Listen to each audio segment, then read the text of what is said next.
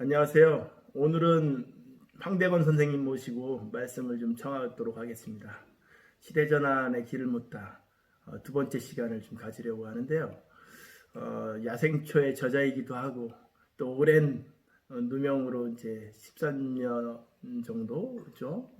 이렇게 복역도 하시고 참 시대적인 아픔을 온몸으로 받아오면서 평생 이렇게 생태 운동가로 또 생태 공동체 활동을 많이 해오셨는데요.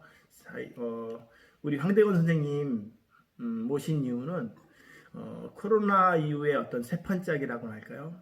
이 사회에 대한 진단을 좀 하면서 앞으로 우리가 어떠한 길을 가야 될 것인가를 좀 여쭤보고 싶어서 찾아뵙게 됐습니다. 선생님 안녕하세요. 네, 안녕하세요. 네. 오랜만에 뵙습니다. 네. 어떠세요? 요새 젊은이들이요. 이생망이라 그래요. 이 생에는 망했다. 이번 생에는 망했다. 뭐 별의 자기 자신을 뭐 돌멩이라고 표현하기도 하고 굉장히 자괴감이라고 할까? 이렇게 친구들이 무엇을 어떻게 해야 될지 모르는 그러면서 이런 질문도 하더라고요. 인간은 왜 태어났는가? 이런 질문도 하는데 어떻게 답해야 될까요? 글쎄요, 이건 너무 막연하고 어려운 질문인데, 저는 이 세상에 태어난 게 뭔가 뜻이 있다고 생각합니다. 만약 뜻이 없다면은 뭐 태어나나 안 태어나나 아무런 상관이 없지 않겠습니까? 그래서 이왕 태어났다면은 그 뜻을 찾아가는 게 삶의 의미가 있지 않느냐. 우리가 이 세상에 나온 이유는 이 세상을 아름답게 만들기 위해서 나왔다. 어째서 제가 그런 말을 했는지 모르지만 아마 한 사람의 입에서 나온 말은 전혀 그 뜻없이 아무런 의미 없이 나오지는 않을 거라고 생각합니다. 그 사람의 삶의 태도 혹은 사상이나 철학 이런 것들이 부지불식간에 나오는 것이 아닌가 그런 생각을 합니다. 그래서 저는 지금도 그 대답이 상당히 유효하다라고 생각을 합니다. 만약에 우리가 세상을 내가 파괴하기에 나왔다. 그러면은 이 세상은 그만큼 어지러워지겠죠. 그러나 스스로 내가 이 세상을 아름답게 만들기에 나왔다라고 생각한다면은 내 자신의 삶도 아름다워지고 세상도 그만큼 아름다워지지 않을까. 네. 또 그 아름답게 만들기 위해서 또 나름대로 노력을 하다 보면은 세상도 좋아지고 내 삶도 좋아지고 그렇게 생각을 합니다. 네. 말씀 들어보니까 일체유심조가 생각나네요. 마음먹기에 따라서 천국이고 지옥이고 할 수가 있는 게 그러네요. 그런 자세로 그렇죠. 우리가 사는 게 굉장히 중요할 것 같습니다. 말씀하신 것처럼 아름다움을 가꾸고 만들기 위한 이런 태어남에 대한 의미를 준다는 건 되게 중요할 것 같아요. 근데 제가 이렇게 선생님 찾아뵈러 오면서 어떤 생각이 들었냐면 최근에 그 우리가 호모사피엔스라고 표현하지만 포노사피엔스라고 또 얘기를 하더라고요. 폰. 그런 신인류가 이제 시작됐다. 근데 오히려 전 다르게 생각해 봤습니다. 에코사피엔스 이게 더 되게 중요할 것 같아요. 왜냐하면 이 코로나도 다 자연의 역습이라고 할까요? 그 스스로에 대한 정화를 위해서 이렇게 불거진 인간 재앙일 수 있는데 한편으로는 이것에 대한 큰 메시지는 생태가 이 사회의 앞으로의 사회의 가장 큰 키워드가 되지 않겠는가 싶은데요. 어떻게 진단하고 계세요? 이런 현 상황에 대해서. 일단 인간이 지구상에 태어난 이래로 이렇게 말하자면 이제 지구라는 큰 집의 식구인데 어떤 집에 살든지 그 집의 규칙 혹은 관습을 잘 지켜야 그 집에서 살 수 있는 자격이 주어지는 것 아니겠습니까? 결론적으로 얘기하면은 먹이 사슬과 종 다양성 이것은 지구 생태계의 가장 기본적인 원칙입니다. 근데 인간이 이 두 원칙을 다 무시하고 오로지 인간 중심으로 이 문명 사회를 만들어 온 결과 오늘날 견디지 못한 자연의 반격을 맞고 있는 거예요. 우리가 네. 지금 겪고 있는 코로나 바이러스는 네. 그 일부에 지나지 않습니다. 아, 그래서 지금 좀 아까 뭐 서두에도 그랬지만 그 생태의 중요성이 다시 한번 이제 뭐 각인됐다고 하는데 이 위기를 벗어나는 길은 다른 방법이 없어요. 누가 뭐 과학 기술을 더욱 발전시켜서 어떻게 뭐 새로운 세계를 만들자고 하는데 저는 그거는 상태를 더욱 악화시킬 뿐이라고 생각합니다. 네. 과학 기술은 보조적인 수단에 불과하지 과학 기술로 생태계의 대원칙을 뒤바꿀 수는 없어요. 그건 그야말로 전제 조건이기 때문에 과학 기술은 아까 말한 먹이사슬의 원칙과 종다양성의 원칙을 더 풍부하기 위해서 쓰는 보조 수단이지 과학 기술 자체가 그 원칙을 바꿀 수는 없다는 거죠. 그래서 우리는 더욱 이러한 사태를 이겨내기 위해서 생태적으로 삶의 어떤 방식을 바꿔야 된다. 근데 말씀 이렇게 들어보니까 산업화 이전에는 그나마 자연과의 공생의 원칙들, 그런 룰들이 그나마 유지가 됐다면 지금 그 이후에는 어떤 자연을 착취의 대상으로, 어떤 돈벌이의 대상으로 전환하면서 지금의 파국까지 이르지 않았는가, 이렇게 또 정리가 되는 것 같아요. 그 중에 하나가 가장 큰 문제점이라고 할 수 있는 도시 과밀화, 우리 수도권 또는 이제 대도시 중심으로 이루어지는 이런 과밀화 현상이 또 과연 코로나 이후에도 존속할 수 있을까, 이런 고민도 되더라고요. 왜냐하면 시골에서는 자연적인 거리두기가 아주 면적당 이렇게 아주 자연스럽다면 도시에서는 한 번 퍼지면 뭐 예측 불가능하잖아요. 그렇죠. 이런 현상들을 어떻게 또 극복하는 게 좋을까요? 그러니까 이제 저는 네. 최근 사태를 통해서 한국이 방역을 잘했다고 해서 전 세계적으로 칭찬을 받고 있는데 그건 뭐 기분 좋은 일이기는 하지만 저는 여기에 박수만 칠 수는 없는 심정입니다. 왜냐하면 이제 한국은 세계에서 인구 밀집이 가장 심한 나라 중에 하나이기 때문에 네. 사실 인구를 통제하기가 쉽습니다. 네. 한 군데다 몰려 있으니까 이 사람들만 딱 감시하면 돼요. 맞아요. 맞습니다. 공감해요. 바이러스가 퍼지기도 쉽지만 바이러스를 통제하기도 쉽습니다. 만약에 지금 코로나19를 물리칠 수 있는 백신을 발견하면 나는 바로 다음 순간 코로나 20, 21, 23 새로운 변종이 나올 것으로 예상을 합니다. 바이러스는 지구상에서 가장 오래된 미생물들은 가장 오래된 생물종인데 인간이 가장 우월한 존재라고 보지만 저는 반대로 봅니다. 인간을 먹어치우는 미생물들이 지구의 주인이라고 생각을 해요. 가장 오래 살아남았고 인간을 먹을 수 있는 존재고 당연히 우리는 바이러스를 이길 수가 없습니다. 근본적인 처방은 요원할 것 같다는 말씀이시네요. 네. 이 국면에서. 그러니까 우리는 바이러스를 이길 수가 없어요. 부분적으로 내 삶의 근처에 있는 바이러스를 퇴치할 수는 있을지 몰라도 지구 생태계 전체로 볼 때 바이러스는 최후의 지구의 지배자입니다. 우리는 바이러스 혹은 미생물에 완전히 포위돼서 그 속에 살고 있고 우리 몸 자체가 미생물의 서식처예요. 네? 그렇기 때문에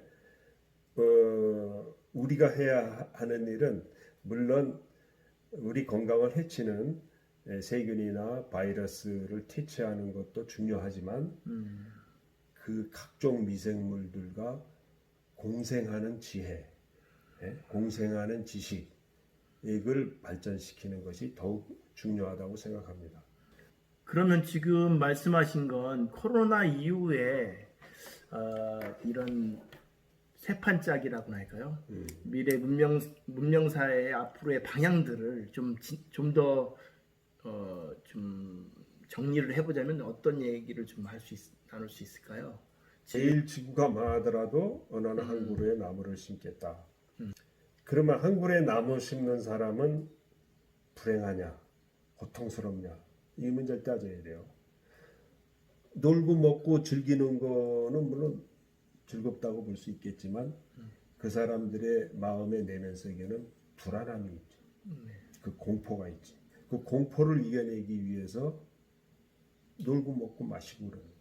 정신없이. 마약에 빠지는 심상이랑 비슷한 거죠. 현실을 잊기 위해서 마약을 먹는 겁니다. 근데 지금 이런 그 멸망의 징조 앞에 선 인간도 마찬가지예요. 내가 일정한 시간 뒤에 죽는다. 이 문명이 멸망한다. 그럼 공포를 잊기 위해서 먹고 마시고 즐기는데 이것은 사실 진정한 의미의 행복 또는 만족이라고 볼 수가 없어요. 그러나 한 그루의 나무를 심는 사람의 심정은 물론 그런 우려 때문에 한 그루의 나무를 심겠지만 그 사람은 기본 철학이나 사상이 있죠. 애초부터 문명의 흥망성쇠를 떠나서 나는 나무 한 그루 심는 데에 내 존재를 거는 거예요. 내 삶의 의미가 거기 있는 거예요. 내가 심는 이 나무가 하나의 생명에서 온전히 살기를 바라는 마음, 거기에 내 존재를 거는 거예요. 내 삶의 의미가 있는 거예요. 그러니까 불안 때문에 이 일을 하는 게 아니라는 거지. 그러한 삶의 전환이 필요한 시점이라는 거예요. 그러니까 지금 포커스, 그러니까 초점을 어디에 맞추고 계시냐면 그러한 심정이라는 건 자연 생태계의 원상 회복, 그러니까 이러한 지구의 환경이 좀 더 온전히 지속해야만 인류가 건강하게 함께 공존해 나갈 수 있는데 지금 그러한 관점에서의 어떤 자세를 취할 것이냐 그 말씀을 해주신 것 같으네요.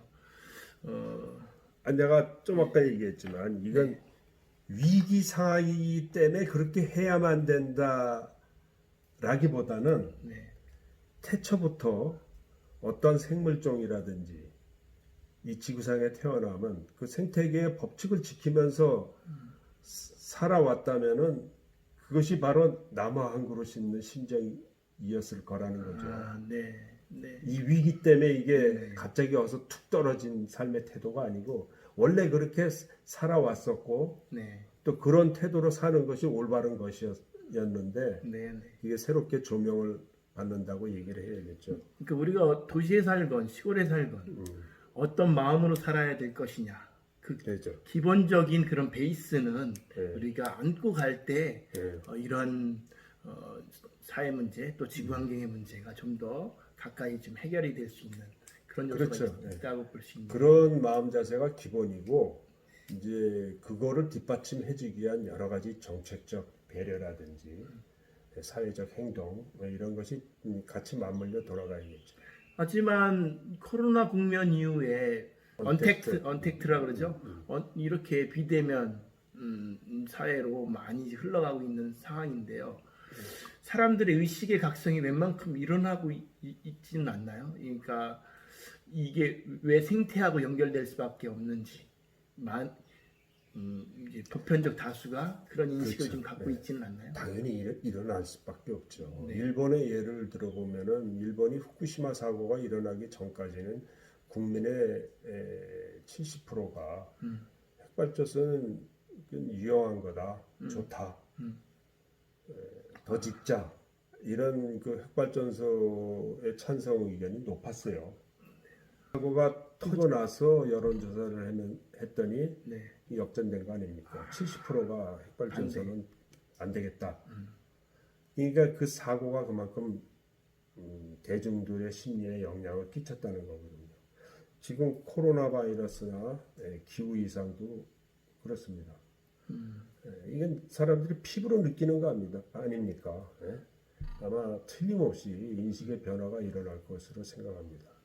근데 더 늦기 전에 이미 코로나가 터지고 나서 그런 것보다는 이제 그거보다 더 큰 재앙의 수위로 기후변화라든가 여러 측면의 핵발전소 문제라든가 우리의 도사리고 있는 이 위험 요소들을 해결하기 위해서는 더 늦기 전에 그러한 각성들이 아주 필요할 것 같으네요. 그렇죠. 내가 뭐 말장난 같지만은 지금 코로나19 백신을 개발하기 위해서 세계 각국들이 아주 치열한 경쟁과 노력을 하고 있잖아요. 네. 그런데 엄밀히 따지면 이 코로나 바이러스가 지금 인류에게 있어서는 하나의 백신이나 다름이 없어요. 오히려 거꾸로 그렇지. 이게 역발상이네요. 네. 이 자체가 백신이에요.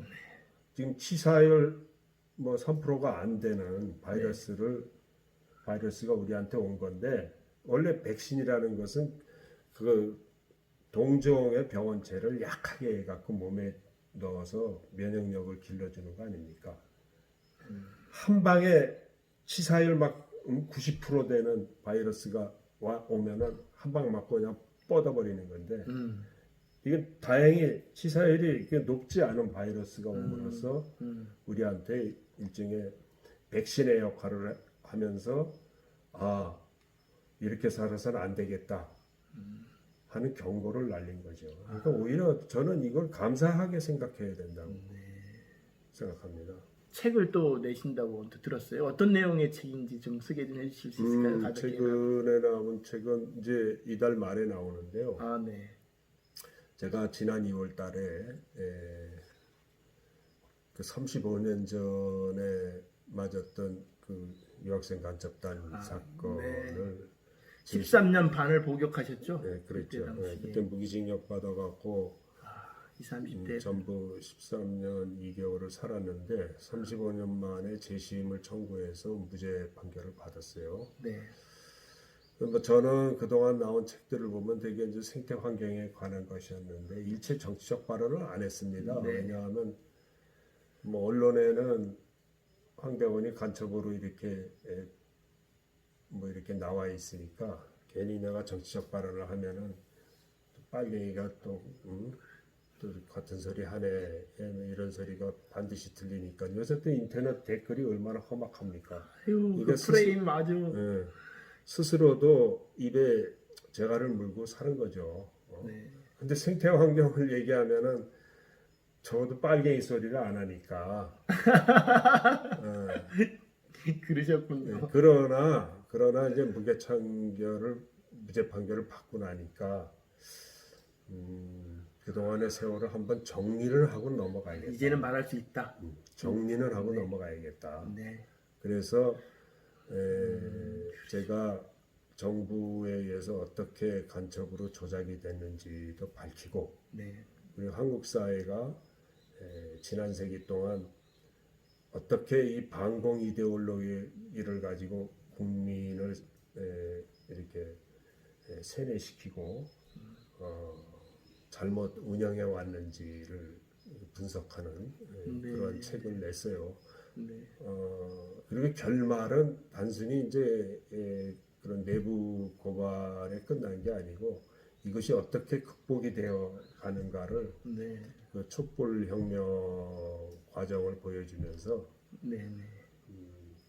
그렇게 이제 그 글이 끝나요. 네. 이거는 이제 다음 책을 예고하고 있습니다. 네. 촛불혁명 이후에 우리가 어떻게 살아야 되겠는가.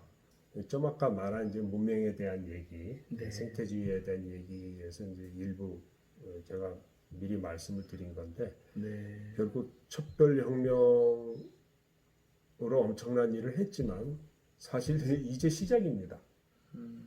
어떻게 이런 그 문명의 위기, 생태의 위기 상황 속에서 촛불혁명을 일으킨 한국인들이 문명의 새 판짜기를 해나가야 될지 그 얘기를 이 책을 출간된과 동시에 새로 써나가려고 생각을 하고 있습니다. 우리 국민들의 집단적인 보편적인 집단의식 구조가 바뀌면 정치건 언론이건 교육 체계건 이렇게 정치, 사회, 경제 전반의 체계들이 자연스럽게 또 바뀌는 것 같아요. 근데 그 물꼬를 터주는 어떤 메시지로서의 선생님 말씀이 그런 힘이 실린다면 그게 뭐 단지 꿈의 몽상에 불과한 게 아니라 실현 가능성이 또 있을 수 있겠다라는 생각을 하게 됩니다. 거기에 대해서 내가 한 가지 좀 참고 삼아서 말씀을 드리는데 이번에 나올 책에 써놨습니다.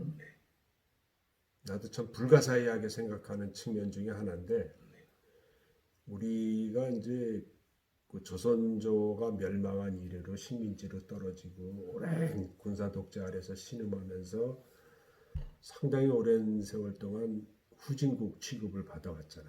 2016년에 촛불혁명을 거치면서 네, 또 특히 이번에 코로나 사태까지 겪으면서 네, 한국인들의 시민의식이 서구와 비교해서 그렇게 떨어지지 않는다.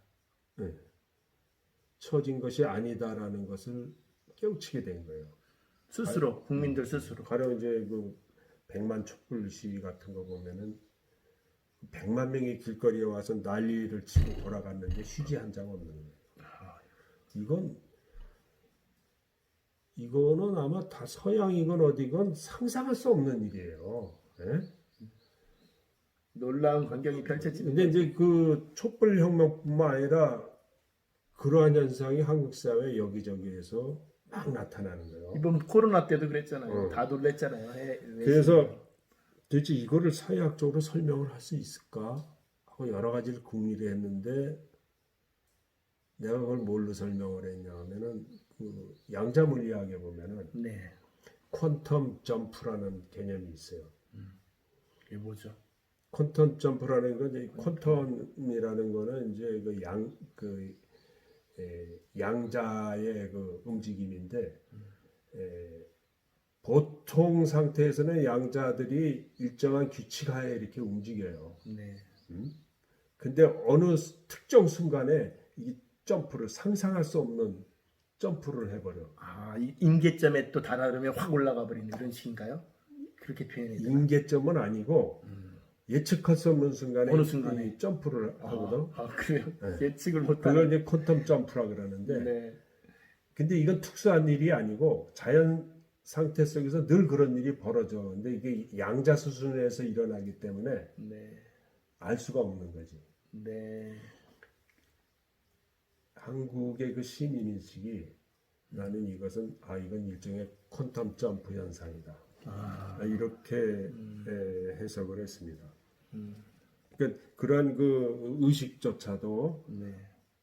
어느 특정 순간에 비약적인 발전을 할 수 있다는 거지. 참 알 수가 없겠어요. 이게 그래도 말씀하신 것처럼 우리에겐 희망을 가질 수밖에 없는 이 삶이 얼마나 소중하고 또 아름답게 만들어가야 될 충분한 가치가 있다는 걸 잘 알기 때문에 우리가 죽는 날까지 이 마음으로 살아낸다면 세상에 얼마든지 밝은 세상이 또 오지 않겠나 싶은 그런 희망도 걸어봅니다. 우리는 어떻게 보면 촛불혁명을 통해서 희망을 본 거예요. 네, 만약 촛불혁명이 없었다면은 얼마나 지금 이 상황이 절망적이겠습니까? 예? 앞으로 놓인 과제들이 참 어마어마한 과제들이 놓여 있지만 촛불혁명을 통해서 보여준 그 한국인들의 저력, 의지, 어떤 지혜 이런 것이라면은 뭔가 한국 사람들이 돌파구도 마련해내지 않을까 그런 아주 그 희미한 희망을 보았던 거죠. 그런 의미에서 저는 이런 위기조차도 좀 즐길 줄 알아야 된다. 이런 얘기를 하고 싶습니다. 우리 황대원 선생님하고 시대 전환을 위한 길을 묻다. 어떤 새로운 문명사에 대한 새 판짜기라고 할까요? 여러 전반에 걸쳐서 이야기 좀 나눴는데요. 우리 시청하신 분들께 그래도 마지막으로 한마디 말씀 정리해 주시면 좋겠습니다. 제 삶이란 희망이 있어서 살만하다. 그 희망이란 아까 제가 서두에 말했듯이 세상을 아름답게 만들 기회가 내 앞에 있다고 느껴지기 때문에 그래서 아무리 힘들고 어렵더라도 이 희망의 끈을 놓지 말고 함께 나아갔으면 좋겠습니다. 한 오랜 시간 이렇게 이야기를 나눴습니다. 시청해 주신 여러분 감사합니다. 다음에 또 좋은 모습으로 또 인사드리도록 하겠습니다. 감사합니다. 네, 감사합니다.